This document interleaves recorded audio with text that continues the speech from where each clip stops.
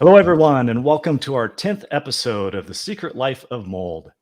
Our topic today is why laboratory sampling is an important part of a mold investigation. Today, I'm privileged to have on the show Mr. Brandon Apple, who is the Chief Operating Officer of Mold Inspection Sciences, and Mike Marshall, the COO of Mold Inspection Sciences, Texas. Welcome, gentlemen. Thanks, Craig. Thanks, Greg. Definitely. Good to be here. Good to be here. Yeah. I'm probably more excited to have Brandon here than anybody. Me and Brandon talk all the time, so I was like, "You're going to be on the podcast." That's Yeah, awesome. I've been So, super stoked, man. super Ever excited that since you're I here. heard about it, I'm glad to be here, glad to be a part of it, Absolutely. and Good join the stuff. club for sure. Good stuff. Definitely. Cool. Well, I'm super excited too. Mike's been on the show before and has done also an episode on asbestos as well, which is a great show. And so, Brandon, very excited to have you. You're going to be a really important part of this podcast today because we've got a lot of really great information for our viewers and a really important topic that really hits home with all of us. Because this is what we do and we specialize in. So Absolutely. why don't we just jump right in? Let's just kind of talk about what we're going to discuss today. Today's episode will be the first in a 4-part series where we will discuss why mold sampling is an important part of the mold inspection process. Through the course of this series, we'll be discussing what type of samples are used when investigating a potential mold problem in a home or business, and why it's such an important part of that investigation. So let's just go ahead and jump in, guys.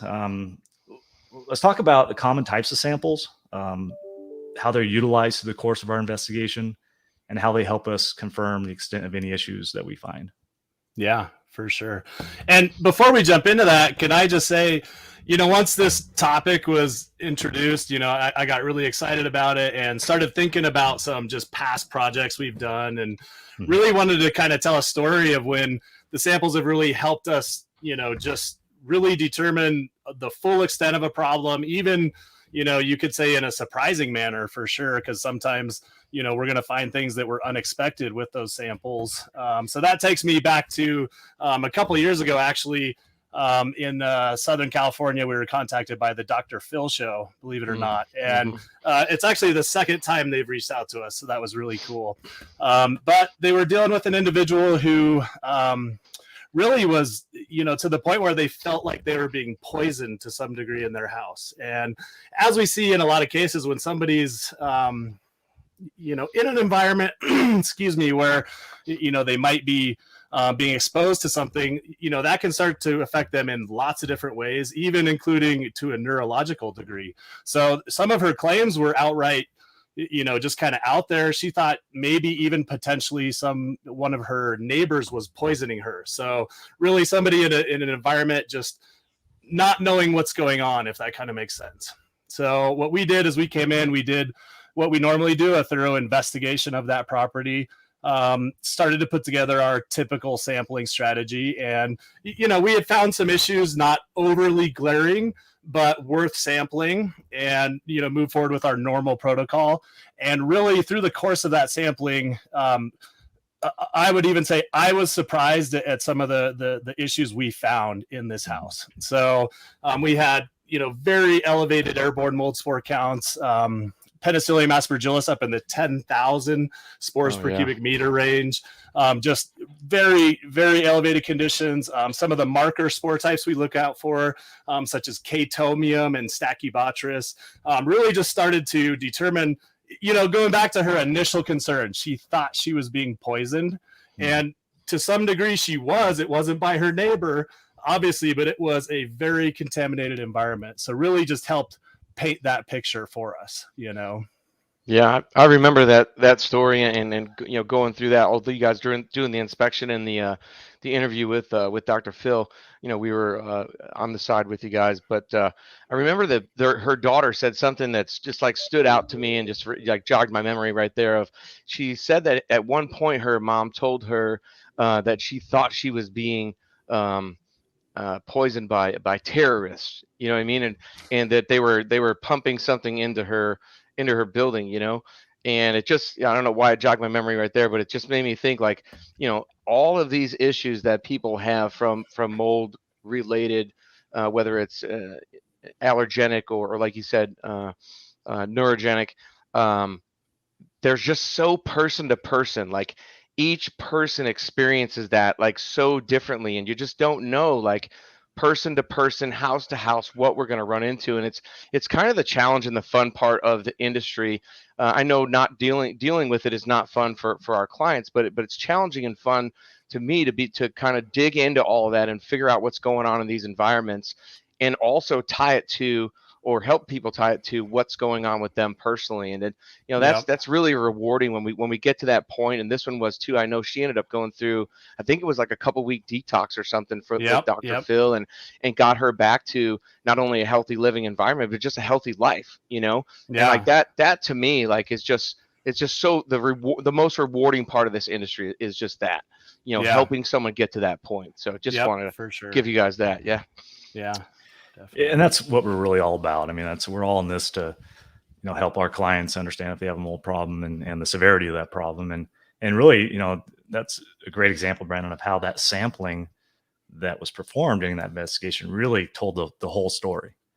Because in walking through her unit, there wasn't really a lot of glaring, like you mentioned, it wasn't a lot of glaring, obvious mold problems. It wasn't like there was black mold growing all over all the walls and, something that was just obvious. But we dug deep and we did our investigation. But truly, the sampling that we performed and the laboratory analysis of the air as well as surfaces gave us all the information that we needed to help that absolutely client really understand the severity of the problem and honestly to help her doctor treat it. Yeah, for sure. Definitely. So a great example of why that sampling is really a critical part of the whole investigation and necessary. Yeah, so for sure. That's a really good segue to a common question that we get, and that is, what type of samples are used in the course of an investigation?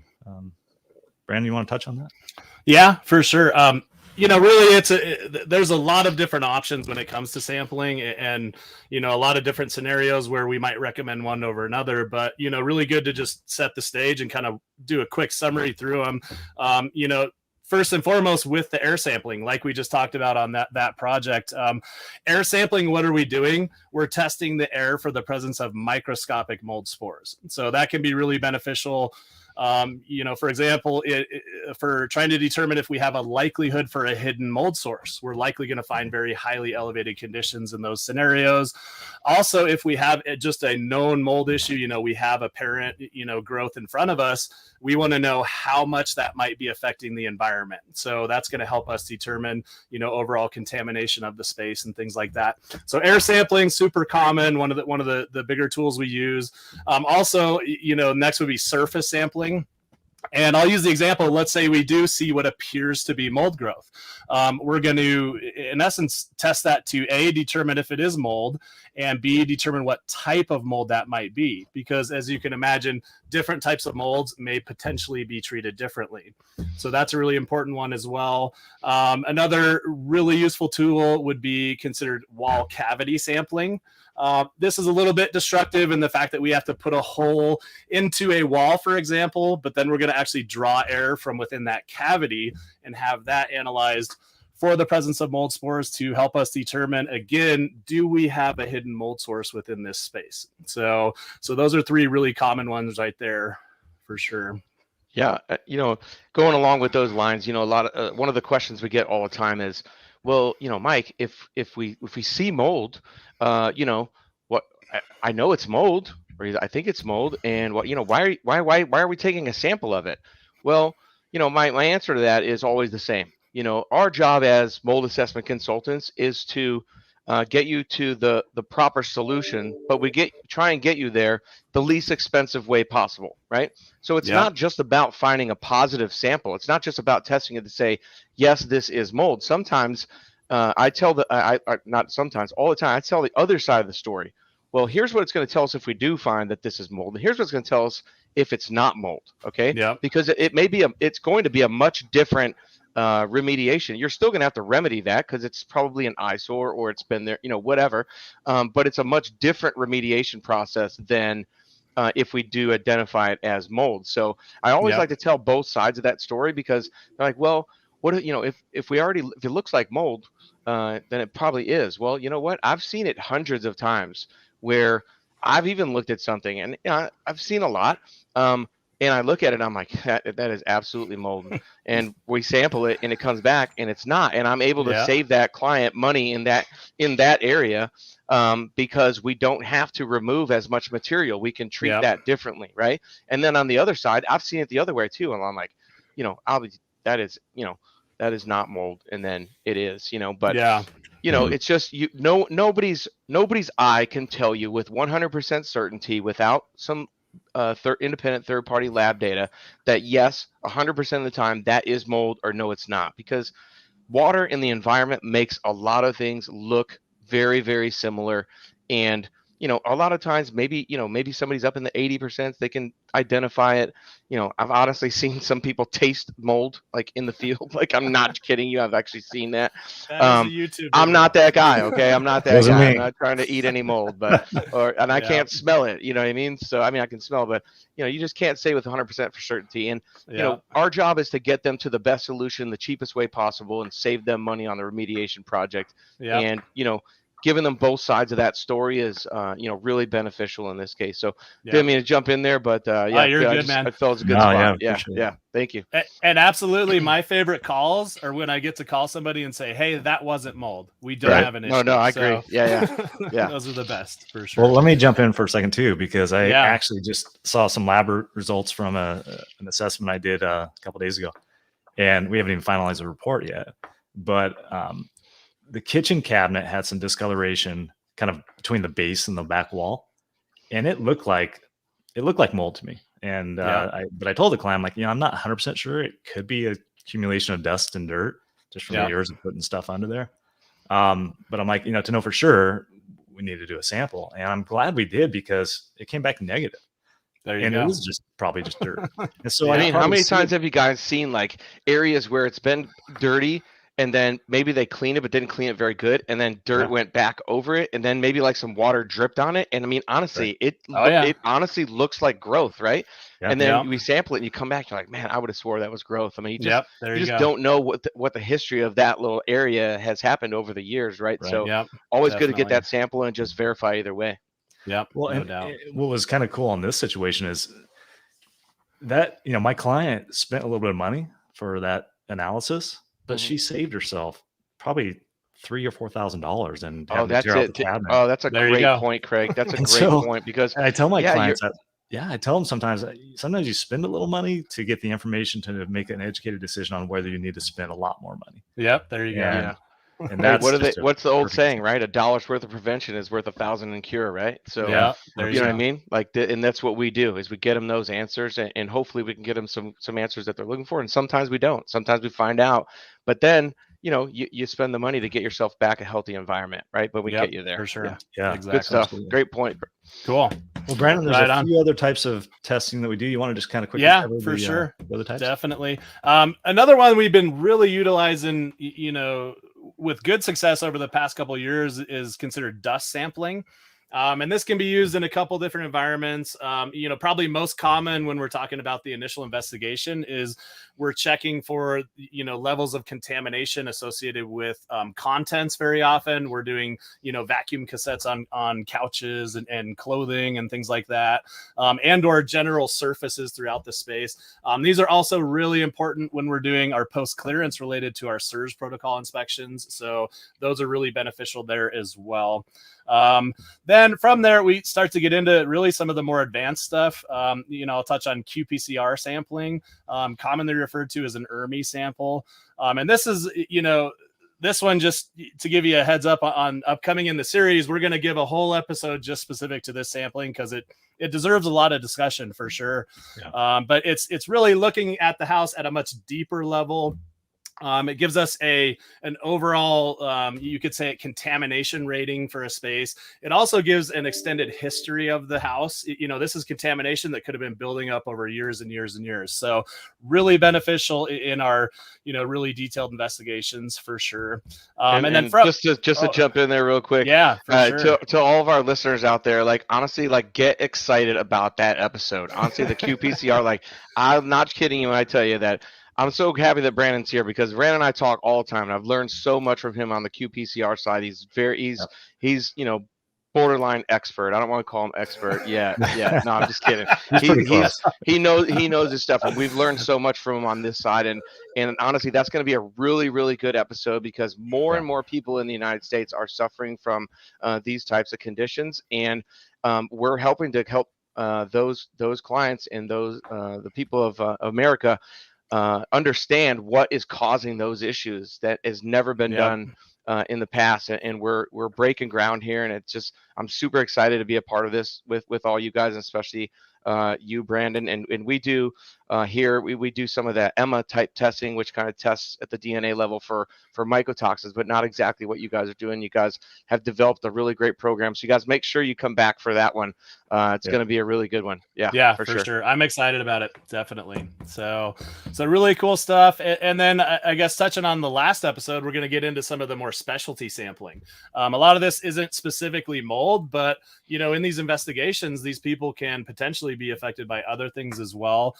So we'll touch on bacteria sampling. This is really beneficial if, for example, we're dealing in a water loss that was potentially sewage related, and so we're testing for some of that bacteria that's related to that. Also, allergy sampling. We do some samples that really test for some of the most common allergens, such as cat, dog, cockroach, and dust mite. And, I like to throw that one out there because you might be surprised which one of those is the most common allergen that affects people. So we'll definitely touch on that. Also doing a lot of water sampling. These are really good and beneficial to start to determine the quality of your water. There's a lot of ways to look at that, such as it's important to know the presence of heavy metals and turbidity and pH and things like that. So really just trying to provide our clients as much information as possible in regards to their environment, their home, their indoor space. So really, really cool stuff, coming for sure. So yeah, and you touched on a really good point right there. What you said was, the indoor space, and it just reminded me of some of the conversations that I have with clients or people that I meet, and I'm talking to them about our business, and they, I tell them mold infection sciences, and they're like, oh, you guys just do mold, and then I go kind of down the list of like what all we do, and I'm like, we don't just do mold. It's one of our specialties, but if you're having indoor environmental issues, whether it be with, or you don't know what it is, but it could be with your water system or indoor air quality or any of those things, we can figure out a plan to get you back to that healthy living environment. We can test for just about everything, I tell anybody. But it's just, we're not just mold. Mold is, our specialty for sure. We've been doing it, longer, and in my opinion, better than anybody for a long time now. But we do test for a number of other things, and our goal is to always get them back to a healthier living environment, the healthiest living environment that we can get them to, right? Yeah. And I tell a lot of people that. So I was glad you said that. Just jogged my memory, and I started to just keep jumping in here and telling stories, guys. But I'm used to it. I know. I get it. I just get excited. I just can't hold it in. It's got to come out right now. So cool. All right, thanks. Yeah. Craig, take it away. All right. So, Brad telling the story about the Dr. Phil show and helping the client, it brought up a story that I have, and I'm actually going to tease it a little bit because I think it might be a good talking point for our next series that we do on the air sampling. Prior to coming to work for Mold Inspection Sciences, one of my own consultations, I did some work with some people who were buying a home, and it's just a great example of how we really didn't think there was a problem until we got the results from the lab. And I think it'll be a good story that everybody will enjoy and probably maybe learn a little bit from. So I'm just gonna tease that, and we'll chat next episode on that. So cool. I'll just say one thing right there, like on that point, exactly what you just said was you didn't think there was a problem, but we knew there was a problem going in, right? So it's about the history of what's happening there also, right? It's not just did we find wet materials, did we find stained materials or whatever, but the history. So we're thinking this lady has something going on, something is happening in here, so we're going to continue to inspect and maybe we wouldn't have recommended a sample there in the past, but we know she's having issues, right? So we recommend this sample, and something's going on behind the scenes that we didn't even see at that point. Eventually, we would have seen it because it'll grow to get to that point. It wasn't there yet, but it was affecting the indoor air quality, and just knowing the history of those projects is super beneficial. And then we just dig a little bit deeper, so we find it. So, and that was a great story. Thanks, Brandon. Yeah, it sure was. Well, gentlemen, we get a lot of questions. One of the really amazing parts about mold inspection sciences, both Texas and non-Texas, is we have just an amazing staff that is extremely knowledgeable. Our customer service representatives are top notch. We almost always answer the phone if a client calls, and we get a lot of people who just call who just have some general questions, and we like to try to educate. That's a big part of what we do, is educating our clients and helping, and we do Absolutely. answer some questions. We really like to get on site and actually do an assessment and then kind of educate the people. So it's really specific to their home and their business and their needs. But some of the questions we get when people call, let's just touch on a few. First one, really common one: how many samples are needed for a typical investigation? That's a good one. All right. So first, I guess we got to define what's a typical investigation. We have to define that, right? Is there a typical investigation? I don't know that you could say that there is. No, I mean, I'm saying it in jest, right? But there's really just I don't feel, if you don't mind, I'll take this one, Brandon. Just to start it. Jump in, man. I don't feel there is a typical investigation. Is there an average number of samples that we could average out over the 20 plus years that we've been in business? Yeah, you could say that, but is that going to give you a better idea of what's going to happen the day of your inspection? No. I really don't think it is, because we just, again, we don't know what we don't know until we get there. We do our actual assessment, and our assessment is so thorough. We uncover things quite a few times that other companies don't uncover, and we get to the source of what's happening. I mean, countless times. I mean, you guys have done it. We've done it, where we follow, another assessment company in that couldn't find any issues. Someone just says, I know there's something happening here. Something smells funny, in here, or my daughter is getting sick, or whatever the reason is, right? We followed so many in behind them, and when we get them to the source. And just jump on our review page. I mean, there's countless stories on there telling that exact story. Had 2 assessment companies come out, couldn't find anything. Mold Inspection Sciences came out, found the source, got us the resolution, and here we are. Where we saved this bedroom, or we saved our house, or whatever the story is, right? And I'm proud to say that, because it's part of the thing I love about this industry is not just the investigation piece, but getting a client to that solution, right? Like, that is just so rewarding.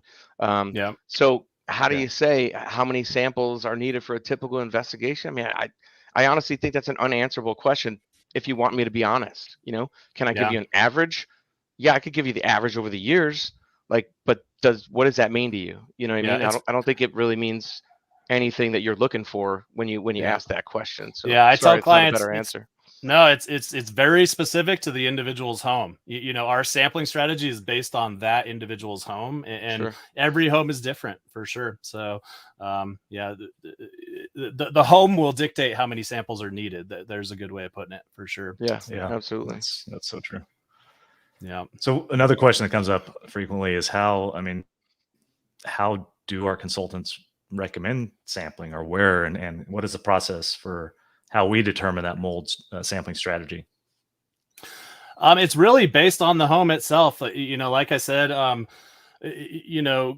conditions that would prompt a potential sample recommendation. I tell a lot of people mold is driven by moisture. So where has the moisture been? Is it there now? Is it there previously? But any area that's impacted some degree of moisture is going to warrant, some degree of a sample recommendation. At minimum, an air sample.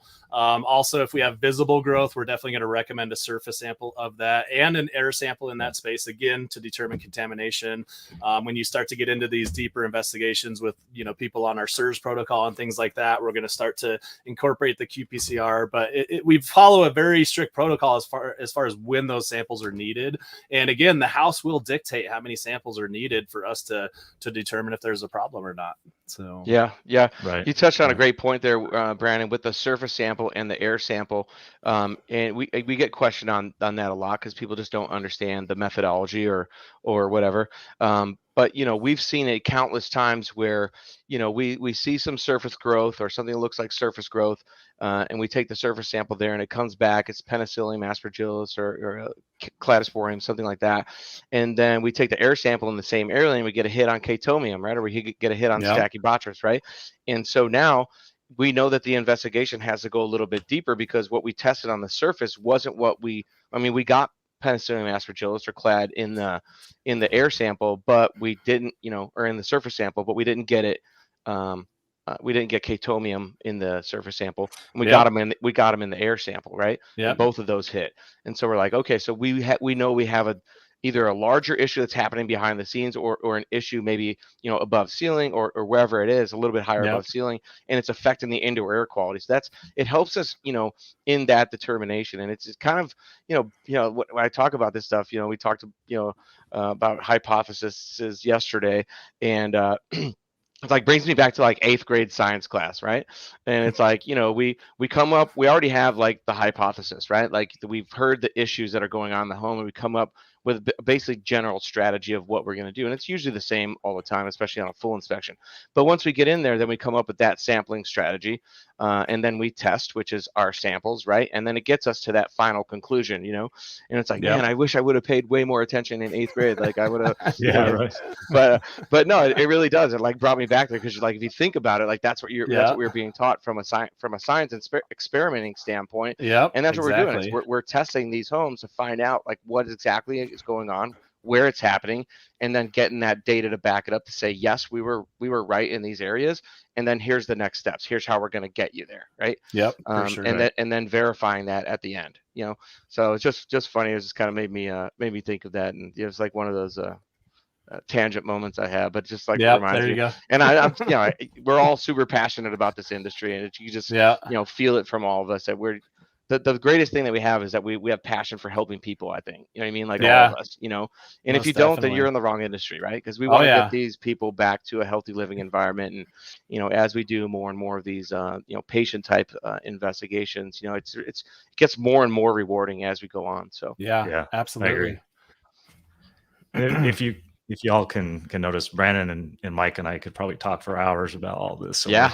we kind of geek out just a little tend bit to ramble on. I could. So I think we probably have. What do we got? I don't want to play host here, but we probably got time for a couple more questions, right? All right. What do we have? What do we have? 11,300 views right now. That's excellent. No, I don't know how many. I can't see it. I'm just kidding. Oh, that's a million. My bad. Got it. Yeah, that's a million. Cool. All right, what else we got? Well, one of the things too that I think Brandon kind of touched on is that every home's different.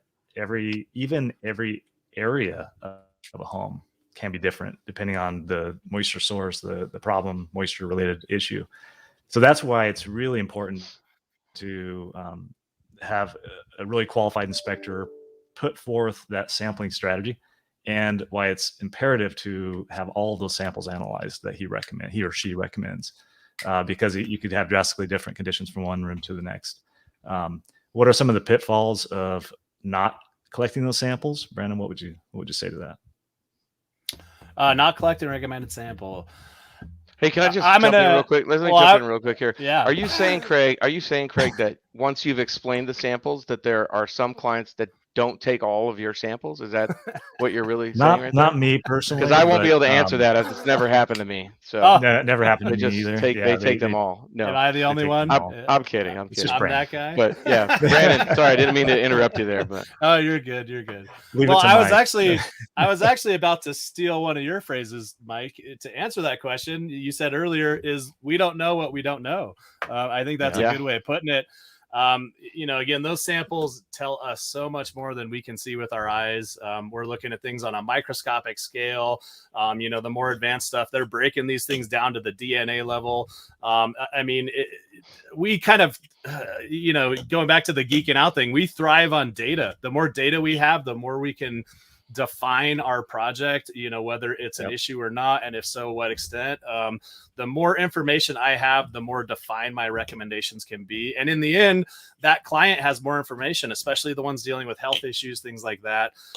They then have very detailed, exposures that they can present to their doctor. Hey, this is what I'm being exposed to. So it's really just invaluable, to have that additional information. So really important part of the investigation. Absolutely. Yeah, absolutely. A lot of times I also, to go back to what I previously mentioned, a lot of times I tell the story of both sides, right? Here, as I'm explaining to them, it's not just about what that story is going to be if it's a positive result. It's also the other side. And I always tie it into, one of the things I do at the very beginning of the inspection is I just either verify or re-verify with the client what their goals of the project are. What are your goals of this project, right? And so once we get to that, we understand what they're looking for, what type of result they're looking for. And then I tie both of those sides of the story into, well, you told me this was the goal of the project. Okay. So if we take a sample here and it comes back as positive, this is what that's going to tell us. And if it comes back as negative, this is what that's going to tell us. But both of them are working conjunctively to get them to the ultimate goal of that project, right? And the ultimate goal of the project should normally be, in my opinion, two things: get me back to the healthiest living environment possible, and try not to spend all of my money, right? Basically in a nutshell, right? Just simplifying things, but the cheapest amount of remediation possible, if needed at all, and then get me back to the healthiest living environment on both sides, right? So that should always be our goal. But sometimes, I just have to make sure with the client that that's also their goal. Yeah, definitely. Yeah, for sure. Agreed. Good point, Mike. Well, gentlemen, this has been a very educational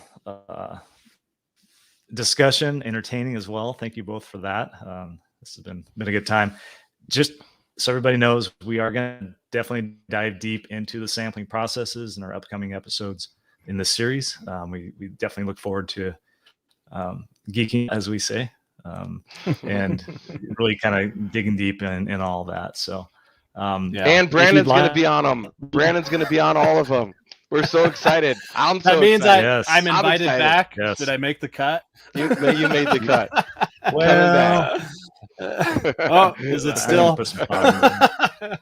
Yeah, we're kind of on the fence. I'm super excited. Still. Yeah. No, awesome. Brandon, awesome. You are definitely coming back for sure. All right. Cool. If I'm looking forward to it. Yeah, it's a good time. One of the things too, if some of your listeners out there, you really have some questions about the sampling, if you want to see a sample report that we provide, sample lab report, or our final mold inspection report, you can download a copy of that from our website. You can always call our office. Again, our customer service representatives are amazing. They're happy to help, and they'd be happy to email you samples of our reports. And I think you'll get a lot out of that and kind of understand a little bit more. So I encourage you to do that and just educate yourself. And we're here to help in that process as well. So Mike, Brandon, thank you so much for your time today. This has been a pleasure, and we look forward to the upcoming series.